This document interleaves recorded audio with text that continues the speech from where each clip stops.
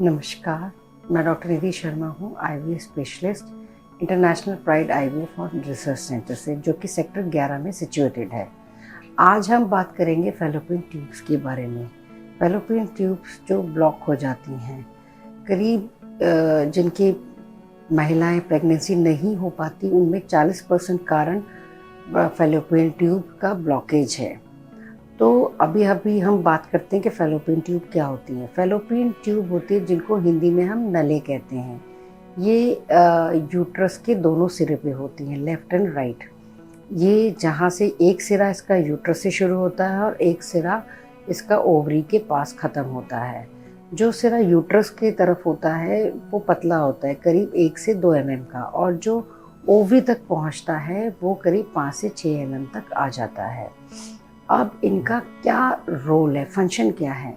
अगर हम बात करें नेचुरल प्रेगनेंसी की, तो ओवरी में अंडा बनता है, अंडा फूटता है और ट्यूब उसको अपने अंदर लेती हैं। उसी टाइम हस्बैंड के शुक्राणु से ट्यूब में फर्टिलाइजेशन होता है, भ्रूण बनता है और वो भ्रूण 3 से 4 दिन ट्यूब से ट्रेवल करके यूट्रस में आके चिपक जाता है। तो ट्यूब का बहुत बड़ा इम्पॉर्टेंट रोल है प्रेगनेंसी में, जो कि नेचुरल प्रेगनेंसी में। अब हम बात करते हैं कि ट्यूब ब्लॉकेज के कारण क्या हैं। कारण इसके ट्यूब ब्लॉकेज के कुछ बहुत इम्पॉर्टेंट कारण हैं, जैसे कि क्रॉनिक पीआईडी, मतलब कि इन्फेक्शन। जैसे कि इन्फेक्शन आता है थ्रू इंटरकोर्स, आता है एसटीडी के थ्रू आता है, और जो ट्रीट नहीं किया गया हो। जैसे कि सबसे इम्पॉर्टेंट कॉमन इन्फेक्शन है क्लेमाइडिया। तो ये कॉमनली महिला में पाया जाता है, जिसको महिलाएं इग्नोर कर देती हैं और ट्रीटमेंट गायनिक के पास नहीं जाके कराती अपना। अब दूसरा है कि किसी के मिसकैरेज हुआ हो और वो प्रॉपरली मिसकैरेज होने के बाद डीएनसी नहीं कराया, या कोई पीस बच गया, या एंटीबायोटिक कवरेज नहीं लिया, तो वो यूट्रस से इन्फेक्शन ट्यूब तक पहुंच जाता है और ट्यूब्स को ब्लॉक कर सकता है। तीसरा कारण है एंडोमेट्रियोसिस। एंडोमेट्रियोसिस वो है कि जो एंडोमेट्रियम, जिसको यूट्रस की लाइनिंग को बोलते हैं, अगर वो लाइनिंग यूट्रस के बाहर बनने लगती है तो वो ट्यूब्स को ब्लॉक कर देती है। तो ये भी एक बड़ा कारण है ट्यूब्स ब्लॉकेज होने का। फोर्थ जो कारण है वो है ट्यूबरकुलोसिस।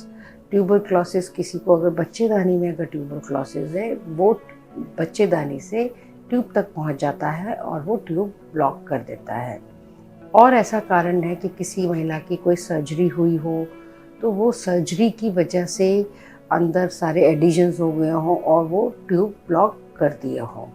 तो कोई ये मेन जो इम्पोर्टेंट कारण है वो मैंने आपको अब बता दिए हैं। अब इसमें लक्षण क्या हैं, सिम्टम्स क्या हैं? सिम्टम्स की बात करें तो फैलोपियन ट्यूब ब्लॉकेज के कोई सिम्टम जनरली नहीं होते, लेकिन कुछ सिम्टम हैं जिसको हम ध्यान में रख सकते हैं। जैसे कि वाइट डिस्चार्ज आना, बहुत महीनों से वाइट डिस्चार्ज आ रहा है और उसमें स्मेल आ रही है, नीचे हल्का पेन रहना, तो डॉक्टर से कंसल्ट करना चाहिए, दिखाना चाहिए और टाइमली इसका ट्रीटमेंट लेना चाहिए। हल्का हल्का नीचे की तरफ दर्द रहता है और स्पेशली ये ज़्यादा बढ़ जाता है इंटरकॉर्स के दौरान, तो ये हो सकता है कि एंडोमेट्रियोसिस हो। तीसरा, हम टीबी का पता लगा सकते हैं। किसी का अगर वेट डिक्रीज़ हो रहा है या पीरियड्स इरेगुलर हो रहे हैं, टाइम पे नहीं आते हैं, तो हो सकता है कि ये ट्यूबरकुलोसिस हो। तो आपको टाइमली डॉक्टर से कंसल्ट करना है और इस अपने को रूल आउट कराना है कि क्या प्रॉब्लम है और ट्रीटमेंट अकॉर्डिंगली लेना है। अब हम कैसे पता लगा सकते हैं कि हमारी ट्यूब्स ब्लॉक्ड हैं? उसकी जो सबसे बड़ा इन्वेस्टिगेशन होता है वो HST, जिसको हिस्टेरो सेल्पिंगोग्राम कहते हैं। इसमें क्या होता है, पीरियड्स ख़त्म होने के बाद पेशेंट को बुलाया जाता है। ये डायग्नोस्टिक सेंटर्स में जनरली होता है। इसमें एक कैनुला डाला जाता है और उस कैनुला के थ्रू कॉन्ट्रास्ट मीडिया, यानी कि जो रेडियो ओपेक होता है, वो पुश किया जाता है। और जब वो पुश करते हैं तो उसी दौरान एक्सरे लिया जाता है।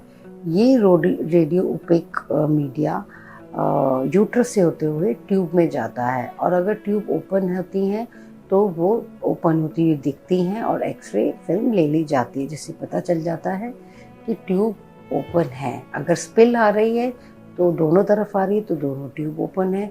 अगर एक तरफ आ रही है तो एक ट्यूब ब्लॉक्ड है, एक ओपन है। और अगर दोनों तरफ ही नहीं दिख रही तो दोनों ट्यूब ब्लॉक्ड है। अब इस HSG कराने का मतलब ये नहीं है कि आपकी ट्यूब अगर ब्लॉक आ गई हैं तो आपको कोई ऐसी घबराने की अभी बात नहीं है। कई बार ऐसा होता है कि छोटा मोटा डेब्रिस है उसमें दिख गया कि भी ट्यूब ब्लॉक आ गई हैं, या फिर स्पाज में एक होता है, स्पाज मतलब अंदर की तरफ कंट्रैक्शन कर लेता है पेशेंट तो उसकी वजह से डाई ट्यूब तक नहीं जा पाती है, तो हो सकता है वो एक कारण हो। तो ऐसे कैसे पता चलेगा कि हमारा ट्यूब खुली है कि नहीं। दूसरा इम्पॉर्टेंट चीज़ ये है कि सिर्फ हमें ट्यूब ही नहीं देखनी, हमें ट्यूबो ओवेरियन रिलेशन भी देखना है।